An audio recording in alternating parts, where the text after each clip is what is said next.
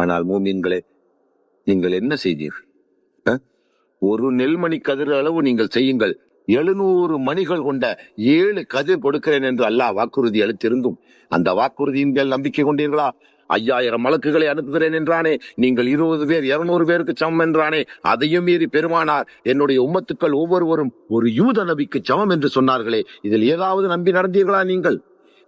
அறுவருக்கு தக்க பாவிகளாக இருந்தீர்கள், மறுமையை மறந்த மனிதர்களாக தெரிந்தீர்கள், உங்கள் இம்மைக்காக இரவு பகலை கழித்தீர்கள். உங்கள் உடல் உழைப்பு உதரம் அத்தனையும் இம்மையை சேகரித்து வைப்பதில், இம்மையை அலங்கரிப்பதில், இந்த இப்லீஸின் மனதை சந்தோஷிப்பதில் இருந்தீர்களே. அல்லாவை குளிர வைக்க உங்களால் ஆற்றிய சிறு துளிகள் ஏதாவது உண்டா? இவ்வளவு நாள் வாழ்ந்தவர்கள் எவ்வளவு பெருமைக்குரியவர்களாக நீங்கள் இருந்தாலும் நிச்சயம் மறுமையில் நீங்கள் கைச்சேதமுற்ற மக்கள். நாளைய மறுமையில் நீங்கள் நரகத்தின் நெருப்பின் தீனிகள் தானே ஒழிய நிச்சயம் நீங்கள் ஆக்கான மூமியன்களாக இல்லை. நீங்கள் அல்லாவுக்கு விசுவாசமான ஊழியர்களாக இல்லை. நீங்கள் பாவிகளாக இருந்தீர்கள், கோழைகளாக இருந்தீர்கள், ஊதோரிகளாக இருந்தீர்கள், உலோபிகளாக இருந்தீர்கள். அல்லாவுக்கு ஓப்பானவர்களாக இருந்தீர்களா?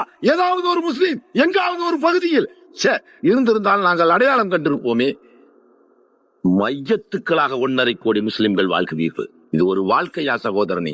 ஒரு மூமின் இப்படி வாழக்கூடாது. உங்களை மாற்றிக் கொள்ளுங்கள், நல்ல அமல்களை விரிவுபடுத்துங்கள்.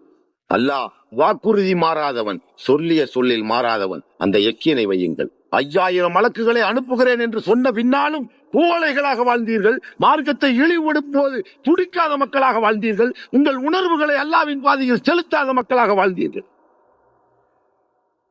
பிண்டங்களாக பிணங்களாக வாழ்வது ஒரு வாழ்க்கை என்று நினைத்தால் இந்த இம்மையோடு அழிவு விழுவீர்கள் சகோதரர்களே.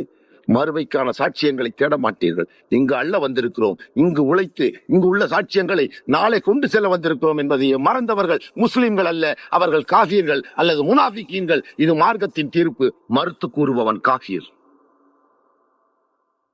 செய்தீர்களா? எந்த முஸ்லீமாவது எந்த பகுதியிலாவது அந்த நினைவோடு நடந்தீர்களா? சதா காலமும் சர்வ காலமும் இல்லையே. பராக்களை கழித்தீர்கள்.